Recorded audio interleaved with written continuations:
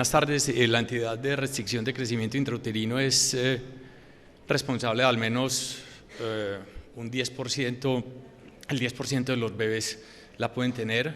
Muy probablemente la responsabilidad nuestra está en tres vías. La primera es detectar qué fetos pueden desarrollar una restricción de crecimiento intrauterino. La segunda es establecer cuáles se pueden morir, o sea, la tasa de morginatos que puede haber. Y la tercera es en qué momento debemos sacar los fetos que están a riesgo.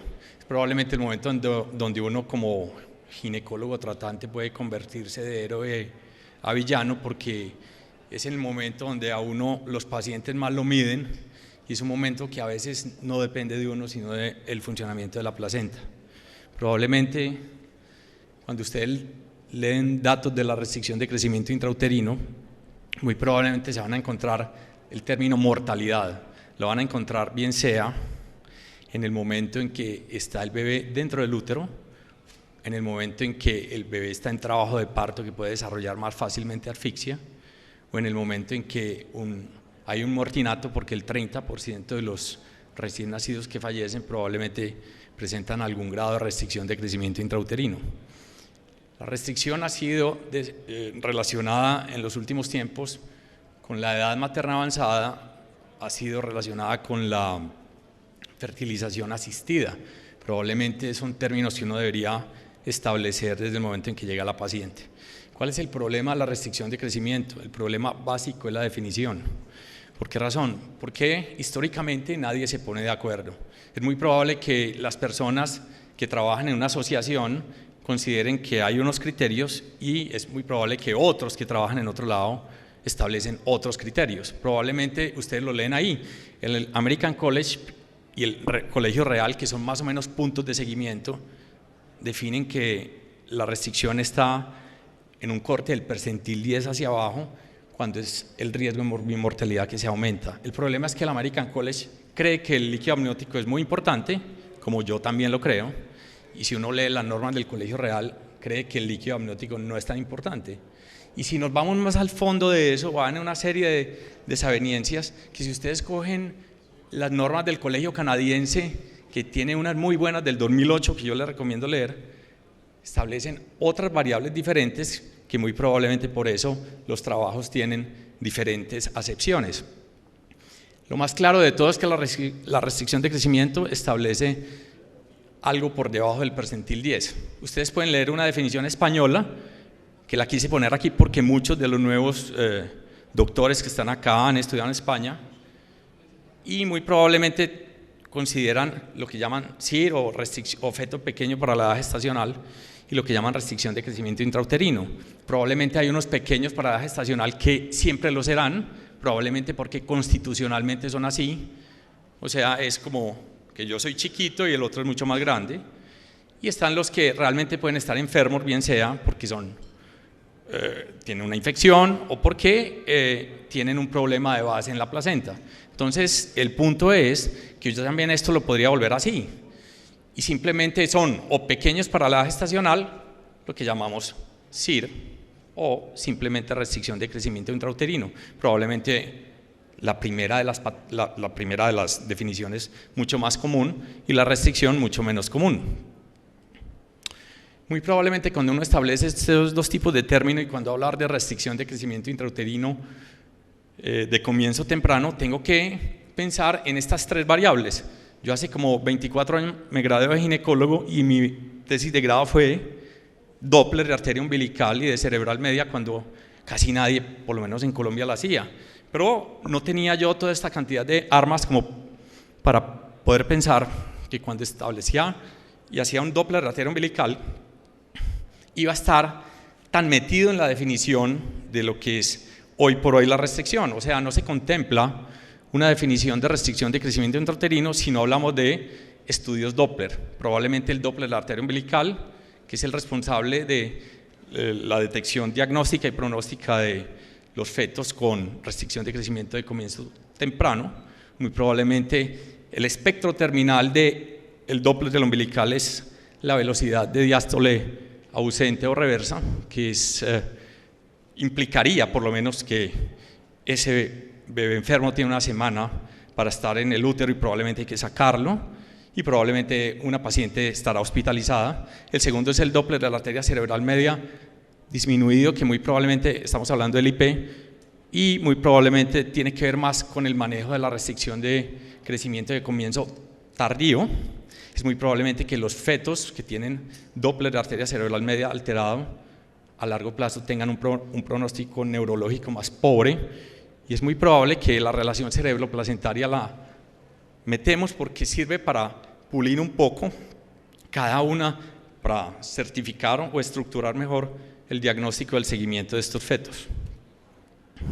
Este trabajo se llama el estudio Porto, fue publicado en el 2013 en American Journal, y es la misma queja con la que yo empiezo esta conferencia, y es la terminología usada.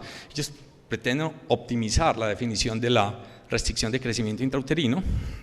Es una población básicamente irlandesa con un buen número de pacientes, y ellos concluyen que la terminología usada para describir el crecimiento fetal es inconsistente y confusa, y recomiendan una clara definición de lo que es uno y el otro entidad.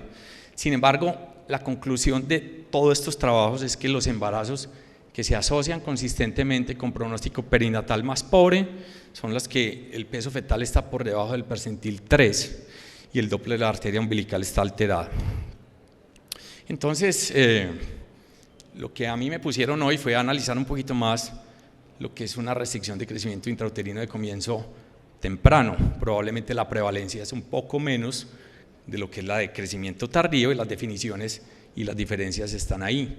La enfermedad placentaria es severa en los de comienzo temprano, y hay una alta asociación con preeclampsia, y muy probablemente el 40 al 70% de estos niños van a tener una preeclampsia asociada, y van a tener un Doppler de arteria umbilical alterado, probablemente van a ser unos fetos hipoxémicos y van a tener una alta mortalidad. En cambio, el tardío, ustedes lo leen ahí, las hipoxias probablemente serán más leves, la mortalidad más baja, y la enfermedad placentaria va a ser más leve, con una baja asociación con preeclampsia. ¿Cuál es el punto de corte?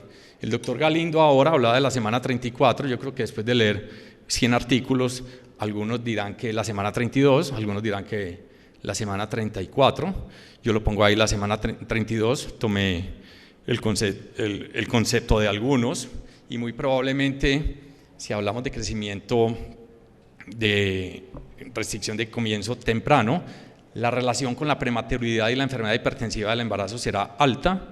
En cambio, si hablamos de restricción de crecimiento de comienzo tardío, se va a relacionar más con la posibilidad de un mortinato. Cuando uno habla de estas entidades, probablemente de las de comienzo temprano, tengo que establecer otras 3 herramientas que me van a servir a mí en los hospitales donde yo trabajo para poder seguir mejor estos bebés, porque si van a ser unos bebés más hipóxicos, muy probablemente necesito de otras herramientas de seguimiento. La más importante es el ductus venoso, muy probablemente es el predictor más fuerte de riesgo fetal. En 50% de los casos, el ductus venoso alterado precede un monitoreo NST alterado, y el 90% será normal 48 a 72 horas premortem del feto. La cardiotocografía tiene 2 análisis. La cardiotocografía, que es una cardiotocografía que es mecánica, llamémosla así, que es la interpretación subjetiva. Prácticamente en nuestras unidades no la usamos, nosotros utilizamos cardiotocografía computarizada, muy probablemente utilizamos una variación, un modelo que se llama variabilidad a corto plazo, que muy probablemente nos pueda hablar más correctamente de hipoxia, de lo que habría una cardiotocografía convencional que la que conocemos. Sin embargo, es importante para mostrar deterioro severo como el ductus, pero no tan frecuente porque tiene falsos positivos. Perfil biofísico es una entidad que todos la hacemos, pero la mayoría de trabajos, desde un metaanálisis del doctor Alfirevic, que fue publicado en el 2000, muestra que no tiene los beneficios que siempre hemos creído en los pacientes de alto riesgo. Esta diapositiva puede estar 1000 veces presentada, 1000 veces variada. Simplemente un bebé que se queda pequeño, probablemente se le pone que no se nutre bien, el hígado es lo primero que se va a afectar, se altera el perímetro abdominal, probablemente después se altera el peso. En el compartimiento materno, muy probablemente la falta de perfusión va a llegar a una alteración de las uterinas, con las correspondientes consecuencias que eso trae.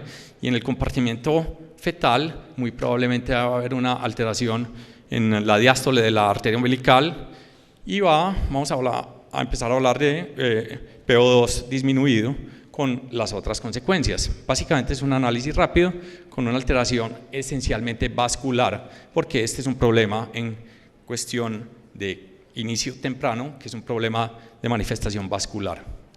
¿Cómo debería yo valorar la restricción de crecimiento intrauterino para poderme pescar las de comienzo temprano?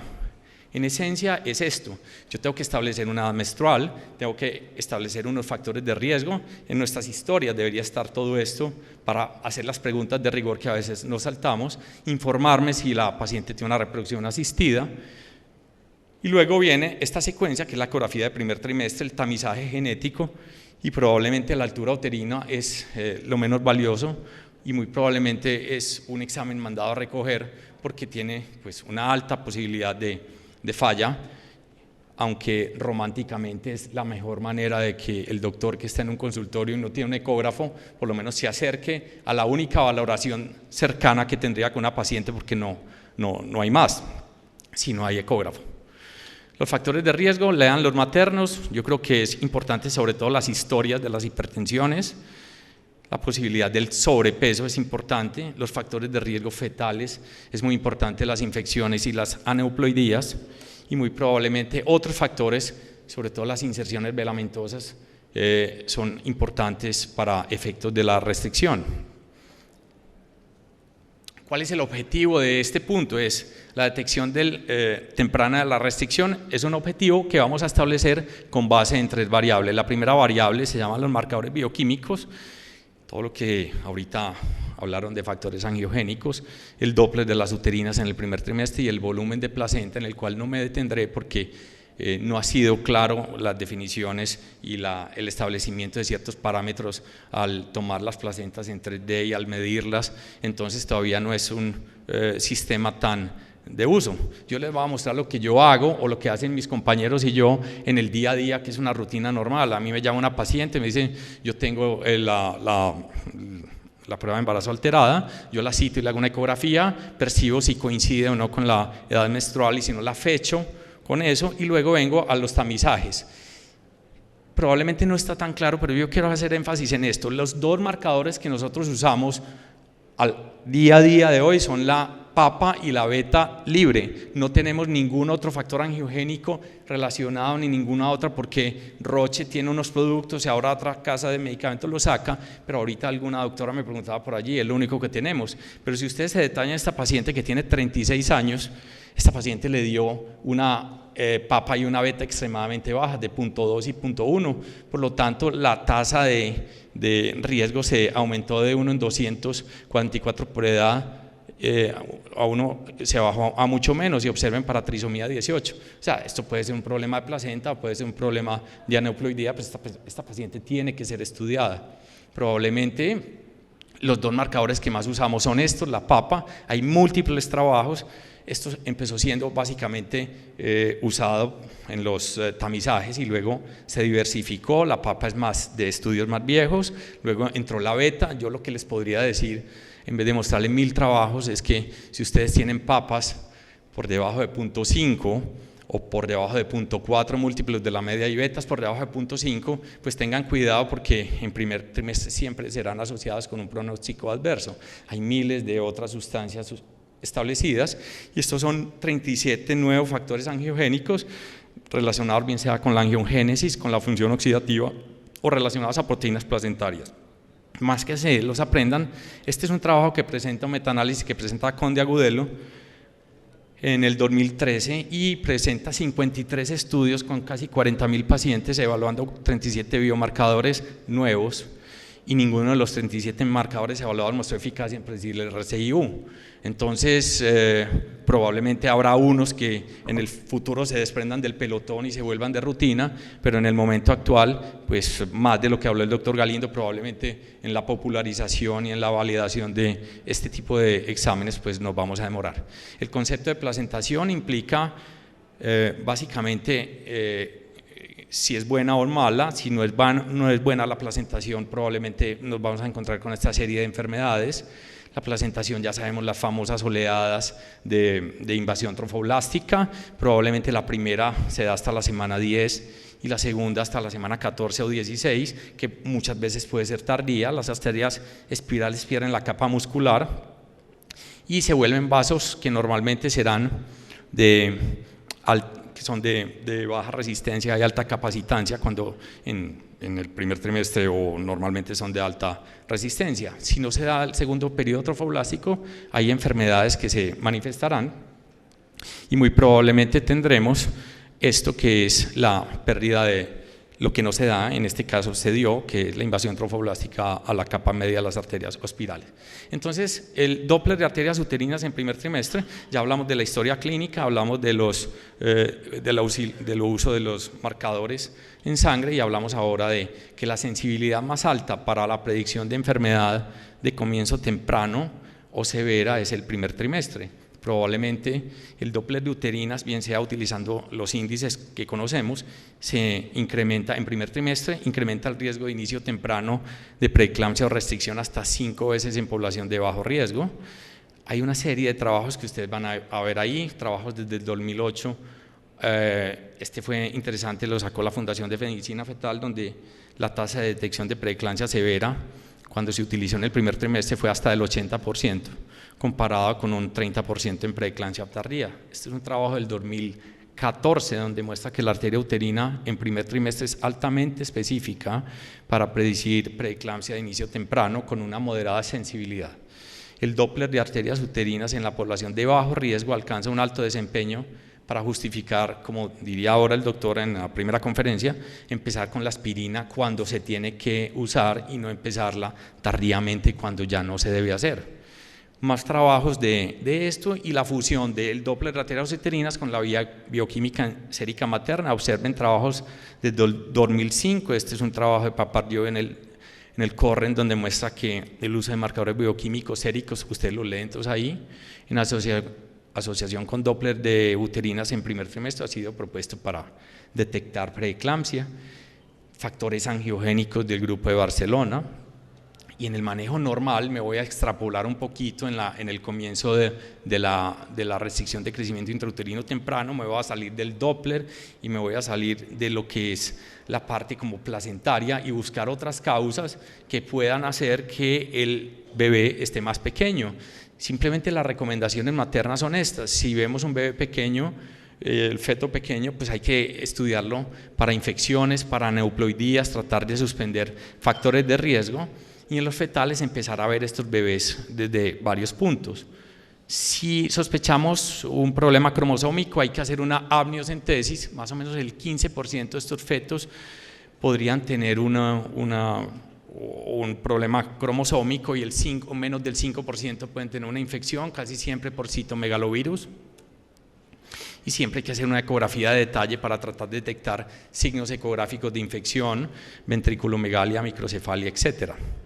Muy probablemente entonces, si uno usara el corte en el percentil 3 para detectar restricciones de crecimiento, serían los fetos restricciones puras, pero las formas menos severas, que son las de manifestación tardía, se excluirían, habiendo un mayor riesgo de mortinato. Probablemente por eso el corte seguirá siendo del percentil 10. La secuencia normal de cómo cambia en una restricción de crecimiento intrauterino de aparición temprana: arteria uterina anormal, luego la protección cerebral, el Doppler venoso anormal y finalmente alteraciones en la cardiotocografía, en el perfil biofísico. Esto es interesante, la velocidad de progresión de una enfermedad desde el diagnóstico hasta la pérdida de la diástole de la arteria uterina se tardan entre 4 y 6 semanas. Y en el momento en que el ductus venoso está ausente o reverso, probablemente no va a durar un feto más de una semana y probablemente por eso hay que intervenir. Estas son secuencias. Si el Doppler de la arteria umbilical solamente está alterado, esto es solamente para inicio temprano, debería hacerse un control. Si la cerebral está alterada, debería ser cada semana. Si la diástole está ausente o reversa, debería ser 2 veces por semana.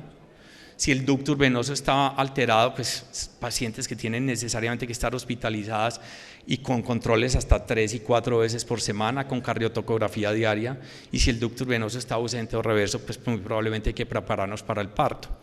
Y las consecuencias de estas restricciones de crecimiento tempranas, que se hablan tanto hoy por hoy, que son las patologías del adulto, pues también habrá que considerarlas al final. Me voy a gastar 2 minutos más, como la mayoría de conferencistas. Probablemente entonces, para terminar, les quiero dar como una indicación. Si nosotros tuviéramos que sacar niños pequeños entre 24 y 26 semanas, la sobrevivencia sería muy baja, el número de complicaciones sería más alto, y casi siempre la indicación principal para terminar un parto es una indicación materna de una preeclampsia severa. Si los niños hay que sacarlos entre la 26 y 28, muy probablemente la sobrevivencia neonatal inmediata será hasta el 50%, pero muchos de esos se pueden morir a los días y puede ser hasta el 30% si lo analizáramos. Normalmente las alteraciones del Doppler venoso, si están, tratar de ganar siquiera hasta la 28, ojalá hasta la 30, que es como el momento ideal para sacarlo. Y muy probablemente sigue siendo la indicación principal de terminación la enfermedad hipertensiva. Y si yo la tengo entre 28 y 32 semanas, probablemente van a sobrevivir más del 70% a la semana 28 y más del 90% a la 32. Ojalá todos los fetos los pudiéramos llevar hasta allá. La morbimortalidad neonatal disminuye extremadamente y la presencia del ductus venoso sigue siendo alterado la mayor posibilidad de tener que terminar un embarazo. En conclusión, yo creo que en restricción de crecimiento intrauterino de comienzo temprano tenemos que tener muy claros los datos clínicos, los marcadores séricos que nos ofrece cada país dentro de su desarrollo y los parámetros biofísicos que son sobre todo ecografías de arteria uterina en el primer trimestre. Esta es la última diapositiva que me encontré de una metaanálisis en el Prenatal Diagnosis 2014 de Alfirevic y muestra algo interesante con respecto a la restricción de crecimiento intrauterino, que dice que lo que más sirve en predicción es Doppler de arterias uterinas alterado, pero los biomarcadores hasta ese momento, por lo menos los que ustedes leen ahí, no son tan importantes o no están tan demostrados que en el uso día a día, probablemente en el futuro y en el presente se estarán poniendo, pero en ese momento no, que es el 2014. En Medellín tenemos un curso cada año. Nosotros somos, para los que no saben, la mayoría de la gente que está aquí sentada pues nos conocemos de tiempo atrás. Es un grupo que se llama Medicina Fetal. En esencia todos ustedes los conocen acá y cada año tratamos de hacer un curso bueno. Este año vamos a hacer un curso con el doctor Gratacos y ese curso será en agosto.